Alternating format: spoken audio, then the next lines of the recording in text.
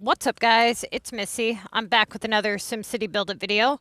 Today we're going to be talking a little bit about feeder cities, but mostly about finding a group that best suits your needs and helping group members and how to be a good group member. Now, what sparked this video is one of my group members was kind of bringing up that he needed a feeder city for things like planks and tape and things like that. And that he was having trouble kind of keeping up on the items that he needed. Now, he just recently leveled up to level 19, so he really doesn't have any tokens unlocked or anything like that, which will make a huge difference. Okay, so here's the thing with feeder cities. My best players, and there's been quite a few of them, all of my really good players that have made the most progress in the least amount of time have all been without feeders. Now, the reasoning behind this is because feeder cities take away your attention from your main game. Are they good? Can they be utilized? Can they do good for your game? Yes. But what people don't realize is there's types of feeder cities and which one best suits your needs based on the amount of gameplay that you do. You know, if you're somebody who, let's say, sits at home in front of a computer and runs BlueStacks and is able to, flip between cities like rapidly and, you got 19 devices around you and you're just some crazy psycho multitasker, then yeah, fine, great. But what ends up happening is, especially for players who really don't have a lot of time to play, they end up spending more time on the feeder than they do their main city and hunting rares. And it becomes this thing where it's like all their focus is on hunting rares, which in turn makes it to where they're not focused on getting anything else done, like completing goals. Basically what they end up doing is they end up being one of those players that says, yes, I've been camping for 7 months. I just now hit 500 storage and I'm level 11. That's the type of player I'm talking about. Those types of players are the ones that accomplish the least. Every single player that I've had that speed leveled was almost to max storage within about 4 to 5 months. And that's with usually a limited amount of gameplay.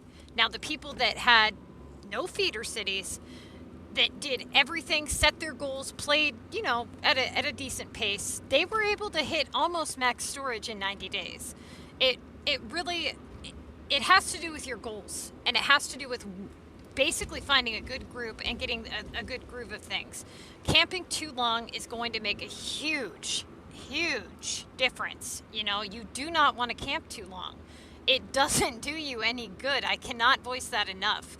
Every single player that I've ever told to level up comes back to me and says, you were right.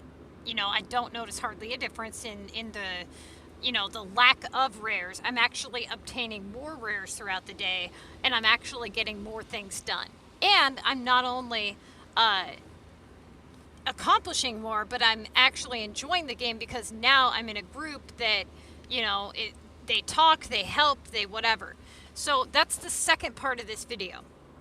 And that is how to be a good group member and how to find a group that suits you. A lot of players, they end up finding a group they get comfortable in, and they stay because of that, and it really hurts their game. Now, what you should do, and there are some players that jump between groups, like maybe they like the war feature, but the club that they are in, full time doesn't do that. So maybe they leave on the weekends to go do war in a different club. There's a lot of players that do that. But the next thing is, if you're a full-time player in a main group, talk to the leader of the group and see what best suits whatever that group does and whatever they focus on. Every group is different, and you have to kind of adhere to whoever, the president's rules are. Now, in our group is focused solely on benefiting the players within the group and efficiency. So we base everything that we do within the group benefiting you. That is what the group is for. So what I've noticed is we have a really good handful of players within our group. They're all super nice, active, helpful, and anybody in here would basically bankrupt themselves to help out somebody else. And if what ends up happening is you get one greedy person come in, take advantage of all these nice people, and it starts to really hurt their gameplay. So at the same time that you want to help everybody, you need to remember to look out for number one, right? So I'm not saying to not post items for people. I'm not saying to not give things up for free or whatever, but just know that basically try to limit the, I don't want to say not to ask for things. I want people to ask for stuff. But what I'm saying is if you can find a way to arrange your game to be efficient. For example, what I'm trying to say here is I don't want to be a burden to my teammates. I'm a level 99 player. What I do, I can do on my own time. I don't want to take away an item that they may need to get something done that could accomplish their game just because I want to do some stupid house upgrade or earn some points that really don't do me any good kind of thing. You know what I mean? But if there's something that I need to actually benefit my game, I will ask for it. I try to give back more than I ask for. Now, almost all the players within our group are the same way, right? So what ends up happening is, like, for instance, I have a community depot that we run in our group, I run, and I post everything for free. And I try to keep all the items up for free and keep people well stocked for things that they may need in the contest. And for the first week that I had the community depot up, almost nobody bought from it and everybody donated to it. So it's like, I'm supposed to be trying to help you guys here, and you guys are being so unbelievably nice that you're not helping yourself. You're giving more than you're getting, which is good, but at the same time, it's here to help you. So now Daniel's buying it all, and I'm telling people, you have to buy this stuff. Come on. And so basically what you can do to better the group, what I want to see from people is do the best you can at being successful. When I give up my items, when I sell, melons or paint to you, or I see other teammates selling items, what ticks me off isn't that you're asking for them. It's when you're asking for them when your game is trash, when you're not being successful, when you're not playing efficiently. When I see somebody who's level 35 and there's no benefit to their game, like they have nothing going for them, but they're requesting items on things for no reason, really, and you've got all these people that have potential and opportunity, and then you have people that are dragging them down. And that's when I decided that I'm going to run a group based on strategic gameplay only. If you are not an efficient player, you're not supposed to be in my group. If you're looking for a group where you can grow and you need opportunities and you want to prevail, then we are the group for you. If you want an active group that actually helps its teammates and is respectful, then this is the group that you want. But if you want a group where you can kind of just camp and pop in once a day and slack off and be a burden to everybody and, kind of wipe everything out whenever you see anything for free because you're a greedy ass, this isn't the group for that. It's really not. Now, what I want to see from, the members of the team is if you need something, ask for it. All of you guys are more than giving. And you guys, if you're in a position where, you're screwed and you need 20 planks, ask. And try to see if the community depot has it. See if I have it. I would rather run my tokens to help you guys out than have you limit your tokens. You realize I have token pieces that just sit like this a lot because I don't have half the time I'm doing videos and I don't have enough time to run as many tokens as my city regenerates.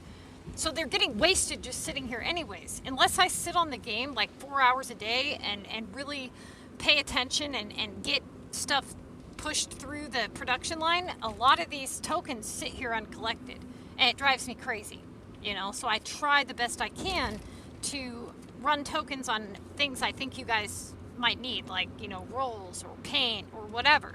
So take advantage of that. If you're really hurting for war upgrades or whatever, like you really need some war cards, ask me. I might have a jackpot. If you're really close to an upgrade and you're only like 1 or 2 exhaust away, a lot of players have been donating, the dozer that they haven't been using or the VU that they haven't been using and to the community depot, but I haven't been posting it all at once because 1, I don't want Daniel to get it, and 2, I don't want one person to get all of it. So I've just kind of been putting up a little here, a little there. But if you're close, ask if the community depot happens to have it. You know, I might have it in stock. So just know that our group is focused on helping the members within the group. What I don't like is seeing a sense of entitlement. You know, like somebody saying, hey, Missy, can you just give me $300,000 for no reason? No, I won't. But if you or anybody within the group ends up doing an epic project, for instance, and you end up stuck, the group's not going to let you just fail and you know, be stuck with a gold epic. Now, what if you come to me and you say, hey, I started an epic and I have one pointer and I want to sit here and try to get hit gold, I'm going to tell you not to waste my time and I'm not going to sell you any items. That's not a strategic gameplay. That is, I wouldn't do that to my own game. I'm not going to contribute to it on your game. So if you're playing correctly and you just, you know, you just misjudged, you know, you started with a good inventory stock and you just hit a rough patch, ask. Anybody in the group would rather see you hit gold and have them help you than have you be stuck with a silver building, you know, and no way to level up or get anything better. Do not let yourself, you know, miss flights because you need planks, or fail epics because you don't want to be a burden to your group. And then when somebody else needs it, you just be there when they need it, right? So if you were a part of the group and you were ever removed for inactivity, it just meant that you weren't contributing enough to to basically being a group member. You know, you can't just pop in once a day. That's not what we're looking for. There's groups out there that totally adhere to schedules like that, but after 5 years of playing the game, I'm running a specific type of group. It's meant for specific types of players. You do not have to be a level 24 player. You do not have to be playing the contest. You just have to be strategic, you know, and efficient. As long as you're not wasting everybody's time and being greedy and inactive, then you're more than welcome to be a member of the team. Every single person in the team has to adhere to all the same rules, okay? And everybody has to be active. So if I don't see you for days on end and you didn't say like, hey dude, I'm not going to be around for a couple days because of work or medical or whatever, if I don't see you for days on end, I'm going to put in the chat, I'm going to say, hey, has anybody seen so-and-so? If you see that I've been looking for you and we haven't spoken, you're probably going to get removed when war ends, to rotate out to make an active to placement. And if you come back after already being removed one time, and then this happens again and again, it probably means that you're never on. And once a day just isn't enough, okay? So another thing is a lot of people will just make an appearance. They'll say, hey, what's up? And then they're gone. Like, hey, I was here, you saw me. No, that's not good enough. You know, you gotta be a member of the team. We're all here to help each other. And that's just it, help each other. If you're somebody who's only requesting items but never posting, we're gonna have problems. You know, just try to contribute equally. If you ask for a lot, give a lot, kind of thing. Never take more than you need. And honestly, I don't have any problems with anybody within the group. Danny needs to be a little bit more active. Silver needs to be a little bit more active. But other than those two, right now, there really isn't any problems with anybody so far. So, you know, that's separate from comp training. Comp training is a whole different thing. Your activity in comp training is more like, okay, you want to be there and you want to learn. That's totally separate from your contributing to the group and all that. So if you feel that you would benefit from a feeder city, then what you need to do is you need to basically what you need to do is you need to figure out how and what it is that you want from your feeder city to determine what the best route is. If you're looking for strictly coins, then you would want to be level 24 so that you could basically obtain as many coins as possible with basically still being able to find rares, you know, here and there, being able to use tokens, things like that. Now, if you're maxed out on rares and you really don't care, it would actually be advised that you could level that city up even further and make even more money. And that way you had help with maybe other types of items. But it really depends on your situation, your time invested, what's going on in your game, and all that. And I do have videos that have more detail about this. But basically what I'm seeing from a lot of my group members now is they're giving a lot, and I just don't want it to hurt their gameplay. You know, so you don't have to give more than you can afford to give. And it doesn't, it's okay to buy from the community depot. I don't want to see, you know, one person wipe out everybody's depots. If you see stuff in my depot that is, let's say, like ladders, paint, rolls, that's not there for me because I need money. That's there to help people. So if you see like 15, 20, 50 glass, whatever, that's probably there because I needed room. You know what I mean? Like, I'm not going to be pissed if you wipe my depot out and I got 60 glass. But when I see one person buys everything, yeah, that'll piss me off. All right, you guys. You guys are doing great, and if you are not a member of our team, you can join us. We are in war right now, but we end war. Let's see. The attack phase starts in 1 hour, so it's going to be a little while. But if you're looking to get in, you will need to message me via Facebook and kind of let me know who you are, what's going on, what level city you are, that kind of thing. So our club code is RQMKNG, and make sure that you watch the group rules video and the basically click on the playlist that says my group members only, and there's a war video that kind of explains how we war. And that's the next thing that I wanted to kind of talk with you guys about before I go. And that is that you guys, lately a lot of you guys have been hurting for war cards. Now, we try to lose war because of a lot of players that were camping level 20 needed silver tokens, right? Well, right now, what we want to have happen is we want to have it available where people can attack if they need to for their assignments, and that we stay on our schedule. So it's extremely crucial that we do not knock the enemy and that we do not take up all the targets, right? So that we stay on schedule and so that people can do their tasks. But if we happen to win, it's not the end of the world. Just worry about, right now, just worry about you guys launching jackpots and getting some war cards stacked up so that you can do your 3K tasks when they come up. Okay, so don't be worried about that, but just make sure that if you see that we have knocked the enemy or whatever, maybe mention it in the chat, like, hey, we need to slow down here, and then everybody can launch some kind of a shield buster and pull some of them out of knockout, and that way we stay on schedule and people still have targets. So we need to look out for each other as a group. All right, you guys, good luck.